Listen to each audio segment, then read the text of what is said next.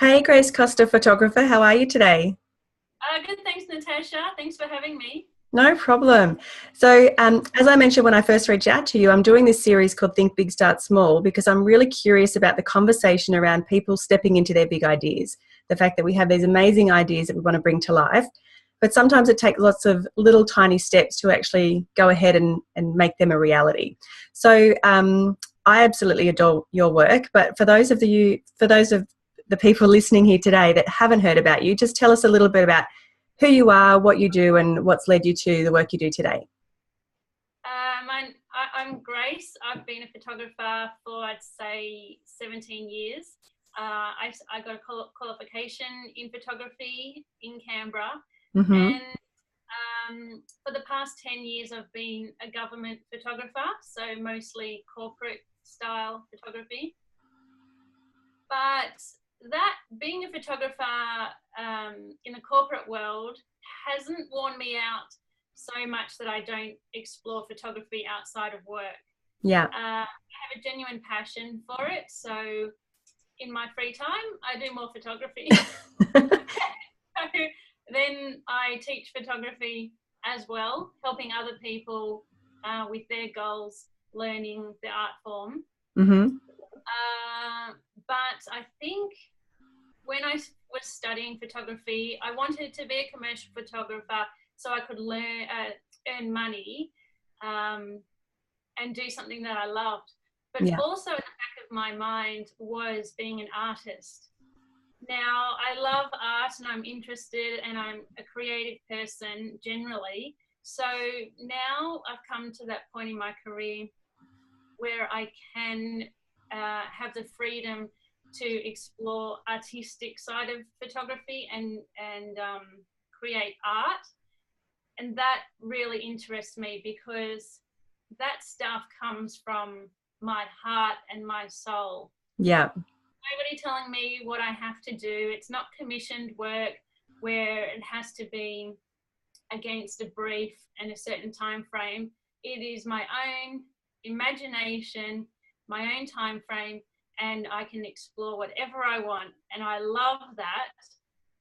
And I'm very lucky that now it's starting to make money from that. Yay. So, and I have a feeling, a gut feeling, that it will continue to go in this direction, and I will continue to have the freedom to explore this creative photography. I'm not going to stop doing commercial work because I enjoy it, Yeah. and that brings me.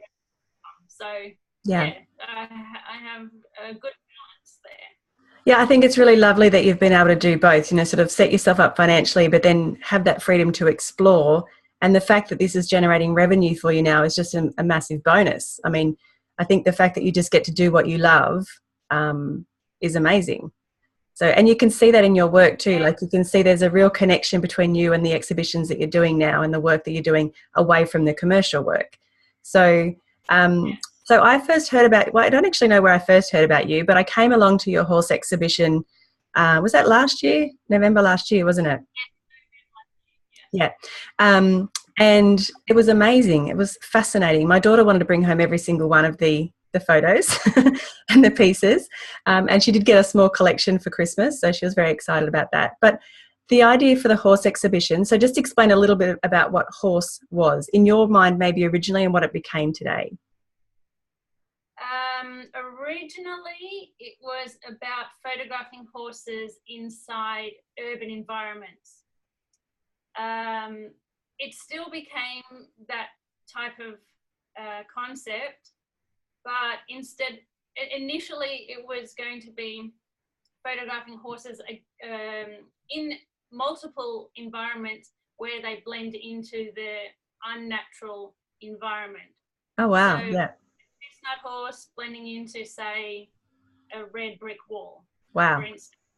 And that idea, I tested it a little bit and it just was not really jumping out and it had no impact. And it was something at that point I was bouncing off other people. So then the anchor image, which is the first image as part of the series that turned out exactly as I envisioned, the grey horse blending into the grey background of the Mount Stromlo Observatory space. Yeah. That turned out so exactly to the T of what my mind's eye saw. And that must have been an amazing moment. Yes, and I remember inviting my father to help me with that particular image, because I used his horses first. Yeah. To test out, to practice, make sure this idea could come to life, and it wasn't an impossible thing to do. So he was surprised at first, and he said, "You want to do what? What do you want to bring a horse up there for?" And I said, "Trust me, Dad, it will look amazing." And so we went about doing it, and knowing that turned out exactly as I planned gave me the confidence to continue the story within that one space. Yeah. So then I explored how other horses interacted with the same room, the one space, and it all just became more of a collection of the horse colorings. I used different colorings and different breeds, and their interaction with the space and their poses, and showing their character. Yeah, I do. I love the little teaser video that you created, and it said 15 magnificent horses, 154 carats. Like, so what, I mean, logistically, how do you pull something like that off to get this beautiful creature, this massive big horse, to stand still and pose for you? Logistically, it wasn't easy, and I had some people around that said that's a lot to ask a complete stranger. Yeah. Prepare their horse completely washed and groomed and looking spectacular, put it on a horse float, truck it all the way up this long, narrow, windy hill in their own time, for no reason at all but to help me create my vision. Yeah. So logistically, it was a lot for them to get there in the first place. But the funny thing is, they're actually excited to be part of it. And when they saw the results and I gave them a gift of a portrait at the end, they were so grateful to me.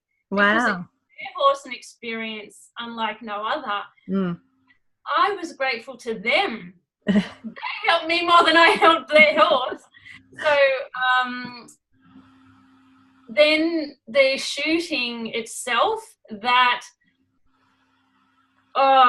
was the most challenging, and finding people to help me on the set. So people having lights and being prepared to fix the horse, styling, helping me with equipment, everything like that.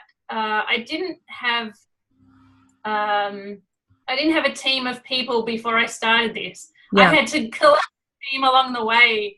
So friends, please, if you're free this weekend, just come. I'll shout you to dinner, pay for your petrol, anything. Just, I need somebody to hold the lights and do these things. So there was always somebody willing to help. And I feel because I had a team in the end helping me produce this series, it helped people become more engaged. And as a result, when those friends who'd helped me put this together turned up at the opening of Horse, exhibition, they had tears in their eyes. They were so genuinely excited for me and proud of me, because they saw my vision from the beginning to the end, and they listened to my struggles in amongst that period of almost 12 months and see my dream come to fruition. They felt it as well. That's so beautiful. It's so nice to be able to share that journey with people as well. And like you said, 12 months, it wasn't just an overnight, let's just go and take a photo of some horses and it'll be done in a couple of weeks. This was a 12-month project for you. And it's been, I guess, growing, because I think you're doing another one in the new year, or, starting to do another project now. So what were some of the struggles that you did have? Like, what was it hard for you to ask people to do that? Like, how did you find the people to come along and take part in that? Like, how did you sell them the vision as well? The the horse people. Yeah.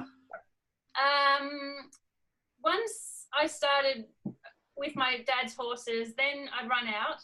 And he only had a few horses at the time. I had to ask people that I had connections with. Yeah. Because we used to have a horse riding school, so I know a lot of people with horses.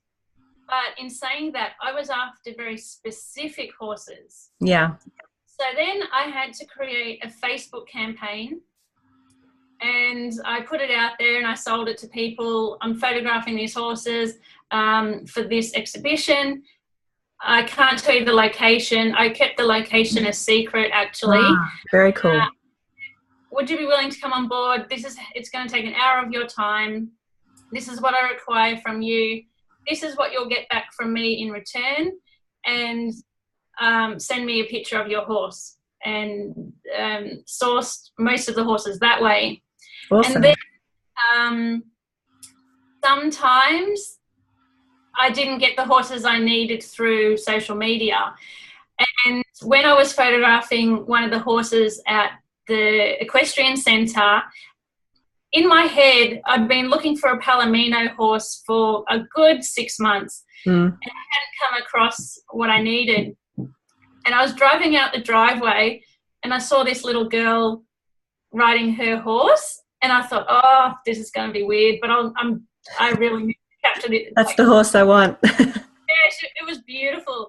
And I pulled over and I said, I introduced myself and I told her what I'm doing. I think she was maybe 16 years old. Wow. And I gave her my business card. I said, can you give this to your mum? Tell her to call me. I'd love to photograph your little horse.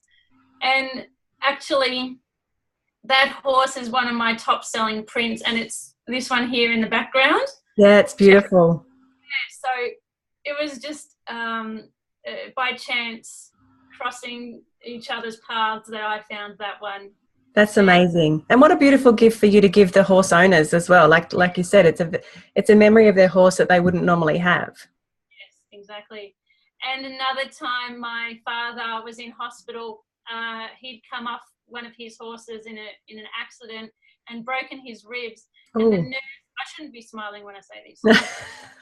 Sorry, Dad. The nurse who attended to him in his bed, she said, I've got a horse actually. And they started talking about horses. And I said, well, what colour is your horse? I'm looking for a really chestnut horse. And she said, I have a chestnut horse. It's a warm blood. And so that came about that way. Yeah. I think it's really, I think when you step into an idea and when you say, this is actually what I'm going to do, and you're just open to it, the right kind of opportunities show themselves. If you sit there and don't tell anyone about it and you're not willing to share it yet and you're waiting for everything to fall into place, you don't know those opportunities exist. Like, you're not driving along looking for that particular horse or chatting to people about what colour horse they have. It's only when you'd stepped into the idea, you were adamant, this is what I'm doing and I will find a way. And you like, what colour's your horse? Get your mum to call me. These are the steps, the small steps you're taking to actually make it happen and bring it all to life. That's right. And sharing your idea is one of the key components, because as soon as you start verbalizing it to people around you, it doesn't matter who they are, whether they're potential to help you or not. Mm-hmm. When you start verbalizing your plan to the world, things definitely start flowing in your direction. And here you go. Here's all the stuff you need to get it done. Yeah, I've found that as well with a lot of different things that I've done and different people I've spoken to. And it is like that. If you keep it tucked inside, nothing's going to happen. Nothing's going to come your way. You might get little nudges, but once you release it out there and share the idea, and people get on board with it as well, and they become just as invested as you are sometimes, it's amazing what can happen and the opportunity that just literally seems to fall in your lap. But so I think that's a really important key in sharing your idea to start with before it's perfected. Like you said, your original idea was quite different to the final outcome, but you kept pursuing it. And I think what you said before about just practicing and seeing, is this the right idea, or do I need to refine it and perfect it in a different way? And then, but just continuing through that. because I think a lot of people are scared to start because maybe their first attempt doesn't live up to the vision that they have, because you had a very strong vision of what your idea was. And yeah, the first couple of goes, it didn't quite match, but you just kept moving through the idea along the way. Some people I did encounter tried to change the direction of my thoughts. Ah, okay. They projected their ideas towards me, and that honestly would throw me off a little bit. Mm-hmm. And I would then go, oh, should I now be doing what they said? Yeah. Or sometimes their idea was so rubbish, I would definitely know, no, my idea is not like that. I do not need to put that with the horses. I don't want to be cliche. Yeah. And it made me understand where my true vision lied. And then I could go forward and say, thanks for your opinion. This is, I know exactly where I need to go from here. Yeah. So you backed yourself and you stayed true to that idea that you had. And I think, yeah, a lot of people it's really confusing when people give you all this feedback or give you their 2 cents worth and you're like, oh, should I? And you suddenly pulled in 10 different directions. So, yeah.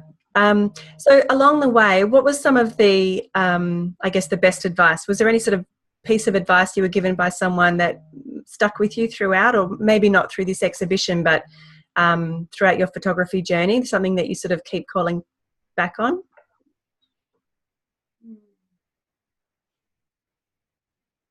Not that I can recall. That's I think okay. people have probably given me worse advice than good advice, but generally, advice is a hard one. I can't recall strong advice. No, but that's okay. In my mind, I think, well, what have I got to lose? And there is no pressure on me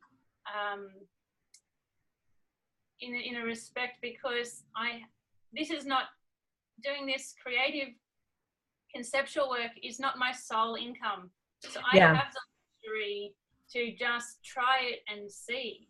Yeah. I think when people have that financial pressure on the idea and it needs to generate an income or revenue straight away, that can really cloud the judgment and cloud the process, I guess, of that the creative process. So I guess because you had that freedom to and you had the 12 months, like you weren't in a rush, you didn't have to pay your mortgage that particular month from the next photo that you produced. So, that's a very blessed opportunity. Saying that, to have an exhibition, you actually fork out quite a lot of money. A lot of money that people would not even consider investing in such a short-term venture. Yeah. So when I was initially approached by the Nisha Gallery to have this exhibition, you'd get people saying, oh, how do you know they're going to sell? Well, you don't. And I have always thought, with exhibitions, am I willing to do this at my own risk? Am I willing to fork out all this money and get nothing back? If my answer is yes, then I will go ahead and invest. Yeah. So with horse, I actually had a mantra that I would sell one of every piece, and one piece had more than 2 sales dots. Oh, wow. And in the end, 2 prints had 3 sales dots and 1 print had 2 sales dots. So it was at my own risk, and whether I made money or not didn't matter, because the fact was this creation had to come out of me either way. And I realized it was a big financial investment and risk. So what? I go back to work. I work harder for the next 6 months to make up for it. It doesn't matter. There'll always be more money coming in. And you have to take that risk if it's for your own development and your career. Yeah. Yeah. Well, I think the world's a better place because of the work that you put into horse. So it's an amazing piece of work. So what were some of the other exhibitions you've done in the past? So you had the idea for horse, and you've obviously grown up around horses and things like that. Other ideas, how have they sort of come to you, and have you brought those out into the world along the way as well? So I'll continue the conversation about not making money from exhibitions. Oh, yeah, okay. Exhibition still didn't hardly make any money. Didn't make my money back on the investment for the exhibitions. Wow. And that Sydney and Melbourne, and made 3 sales out of 10 prints. No big deal. Then my first exhibition, Bucked Off, was a documentary style images about Australian rodeo. And I made a few sales there, but definitely didn't make my money back. And I invested a lot in that first exhibition. Yeah. But the rodeo was still something I was connected to because I enjoyed going to rodeos. It was part of something we did. But still was black and white photograms. So they're in a historical style alternative photographic process where the images are made without a camera and they're made inside a darkroom on photographic paper. Oh, wow. So in that time in my career, I was very interested in film photography because I had grown up learning photography through film back in 2000 when I first started.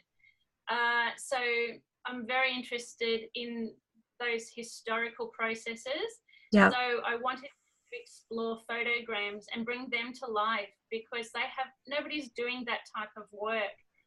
We've all forgotten about it. It's something we learn when we first start doing photography.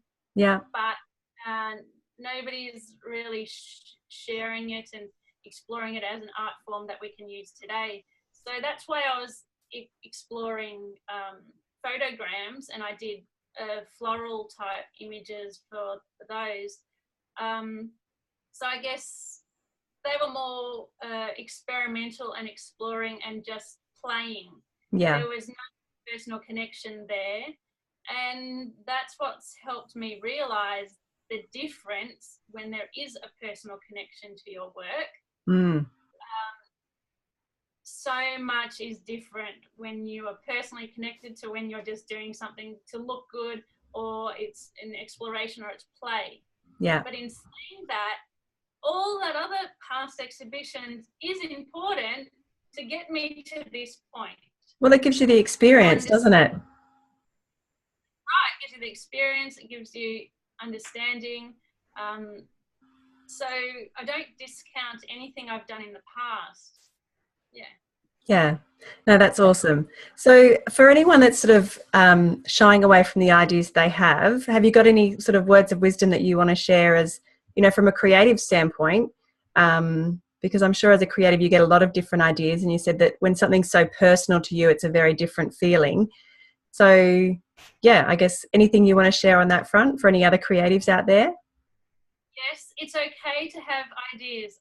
I have a little red book that I used to carry around with me, and I would write down my idea all the time. It was full of ideas, and I could probably honestly say less than half of them were ever actioned.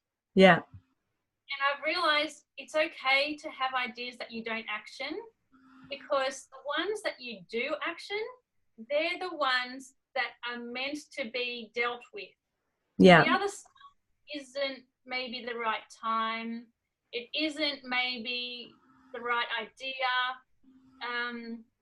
It can come and go. It doesn't. You don't have to worry that you have all these ideas and they're just sitting there and you're not taking action. As long as you are taking action on the ones that you need to take action with, and you will know the difference, because they're the ones that keep knocking on your door and keep telling you and keep putting things in your path for you to take action on that idea. Yeah. The other ideas have just that I've had, and I felt very energized by them at the time that they came up for me. Still didn't I still didn't take action on them. And I realized, well, it wasn't that important, obviously, Yeah. to me in the first place. And that's okay. Yeah. I love that, because so many people have all these amazing ideas and then they go, oh, which one should I do? And they don't do anything with any of them. And then that self-doubt, I wrote yesterday that, nothing feeds self-doubt more than inaction. And if you get the ideas and you're not doing anything at all, then you start to doubt your ability. You start to doubt just everything about, what you're here to do. And I love that you said that you don't have to, permission granted to let some of those ideas go. You don't have to bring every idea into fruition. But the ones that do keep waving at you, that nudge you, that sort of tap you on the shoulder and the heart, every other day, they're the ones that you want to put your focus and attention to. And like you said, when you have the right idea, like Horse was for you, and there's that personal connection, you find the energy, you get the resources, you approach it in a very different way. I think it just becomes, this is going to happen. And you start taking the steps into it that you need to take, rather than going, well, when I have the perfect location, when I have the perfect this, then I'll start. Well, yes.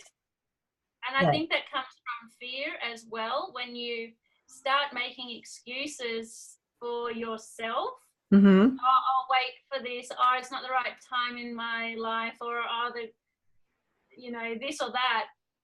Excuses are coming about because you don't really want to do it.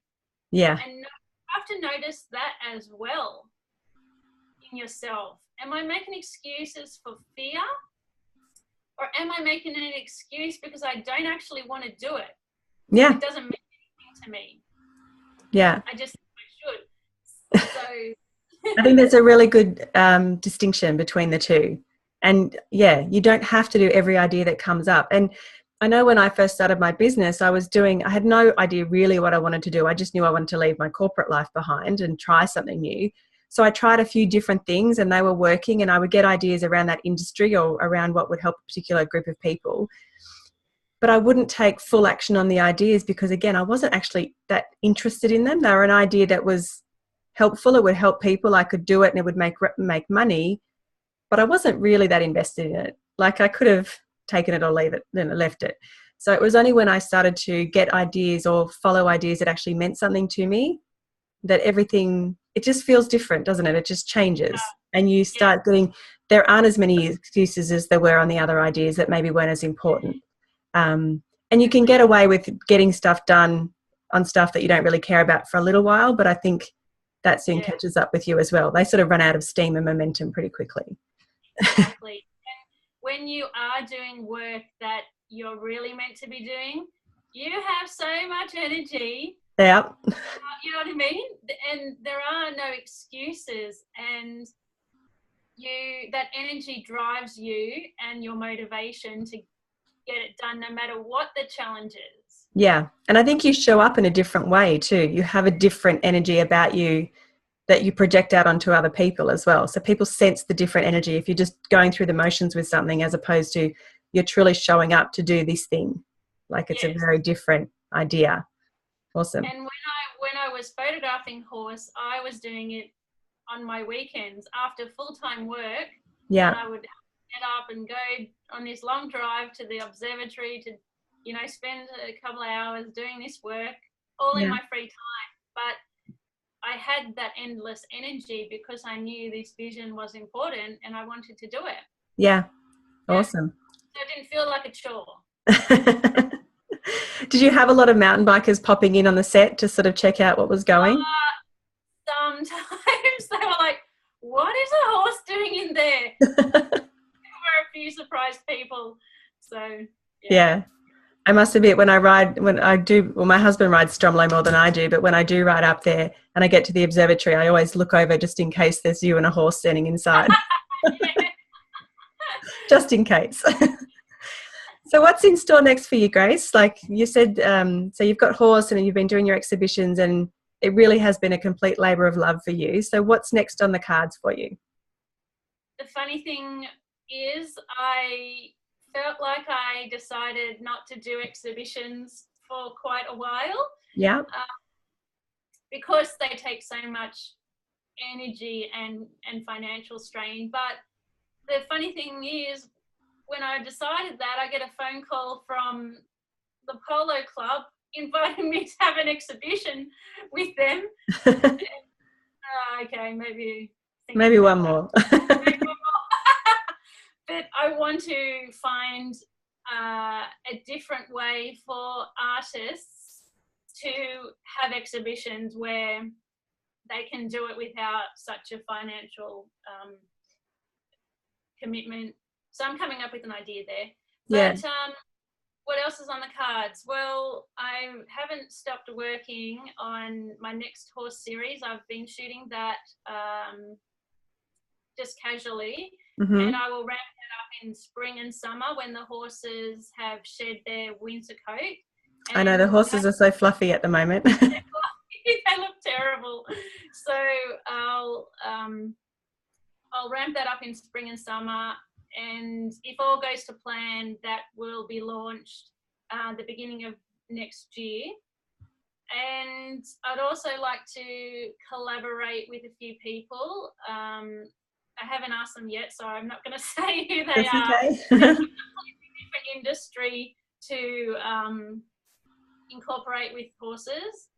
And from here on, I know that the work I'm going to produce for at least the next few years is going to involve horses.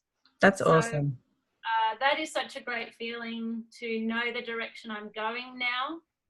And I've also been invited by the Thoroughbred Park to do something with thoroughbreds, and I'll see what happens there. But since the launch of Horse, so many opportunities have come, and I just have to know which ones to take.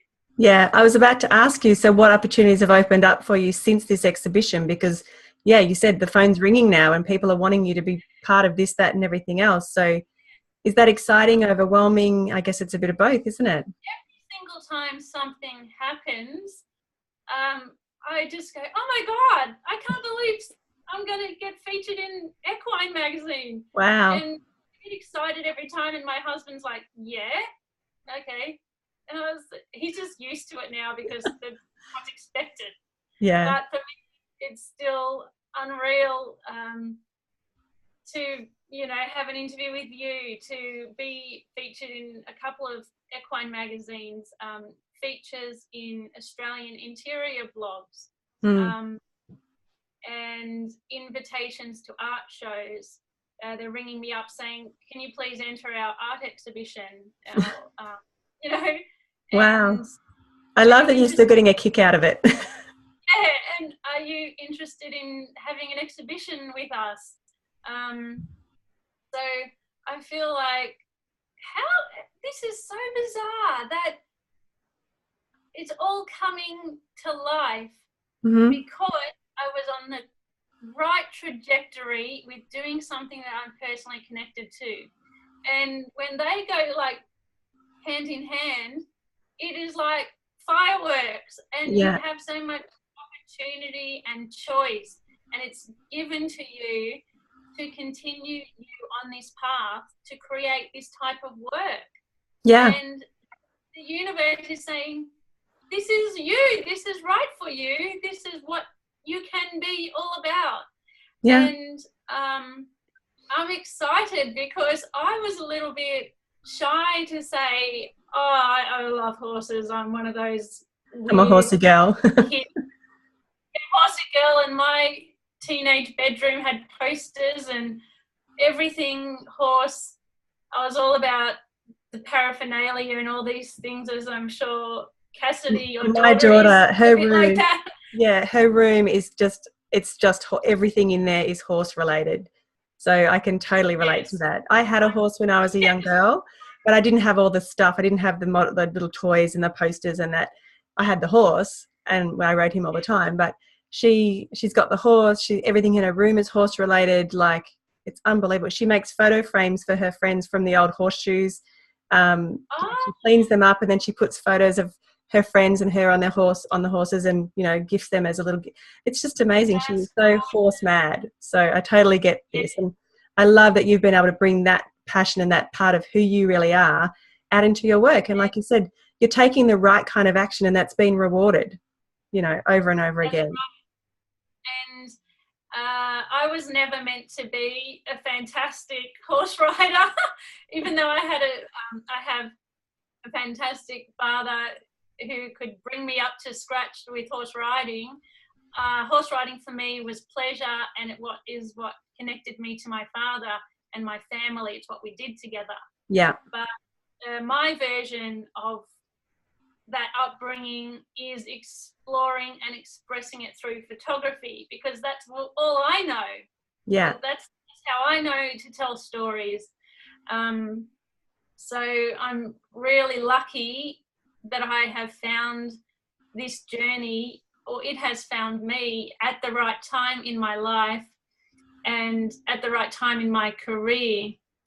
Because when I was around 30, which was about 6 years ago, I remember saying to my cousin, when am I going to be out there? When are things going to happen for me? When is it my time? When is it my time? And he said, just be patient, Gracie. It's not your time. Your time will come. And I feel like this is the start of what I was waiting for. Yeah. So I'm also doing a guest speaking gig with Nikon, and in September I'll be doing a TED Talk as well. So exciting. Not just in the way of two-dimensional opportunities, but three-dimensional opportunities where I'm sharing experience and knowledge. So yeah. That's it. Well, congratulations. I think just the fact that you showed up and took action on that idea that was so important to you, and you see all this opportunity coming back, and now you have an opportunity to share, like you said, share that story and share that journey, so other people will hopefully step up and take action on their ideas. And that's a beautiful thing. And you just have to be brave, and at the end of the day, you've got nothing to lose by trying. So just try it, and don't put so much pressure on yourself to make it original or saleable if it doesn't make money. Like, don't put pressure on that crap, because nothing is original. And just play and explore and do it for yourself, and throw the other stuff out the window. Beautiful. That is the perfect sentiment to end this conversation on. I love it. And I agree with absolutely everything you just said. Yeah. That's because you have to. Yes. No, I think we put too much pressure on ourselves. We want to make it, like you said, perfect, original, whatever. But if you just stay true to what the idea is for you and what's important to you, that's when everything starts to fall into place. When you're trying to force an idea that's not the right one, it's hard, so yeah. And we do need to play and experiment and have a whole lot more fun with everything that we do in life, and stop taking everything so damn seriously. Exactly. My friend who lives down the road from my house, she's an 83-year-old watercolorist artist. Wow. And she still exhibits her work around Sydney and around Canberra. And I think the advice that you're asking about before, she gave me when I was doing that photogram series of the flowers. And I said, what can I do about this? And now what should I do? And my idea is stuck. And she would say, Gracie, just play. Yeah. Simple as that. Just play with the idea and see what comes up. Don't have an expectation of reward straight away, and it has to look perfect and I have to have it all put together. Just play. Yeah. We want that instant success, don't we? Want that instant validation. And I think the more I treat every project now as an experiment. And since I started doing that, it just takes so much pressure off. I have so much more fun with it. And so much more happens with the idea because I'm playing and experimenting than if I try and figure everything out before I start. So, exactly. Wise words, just play. All right, Grace Costa, thank you very much for joining us today. I'm going to put a link to all of your beautiful work at the bottom of this interview or in the show notes for the show. And yeah, any parting words you want to leave the audience before we head off on our days? I think you've said it all. I've said it all. My horse shop is coming online maybe by next month. Ooh. Now. Yes, well, I'll definitely put a link to that as well. They are amazing. So, and I've seen, like, they're beautiful when you see them online, but when you see them in the flesh, like when you're standing in front of this amazing portrait, it's beautiful. So thank you for bringing those into the world for us, Grace. Thank you. Thanks, Natasha. All right, we'll talk to you soon. Bye.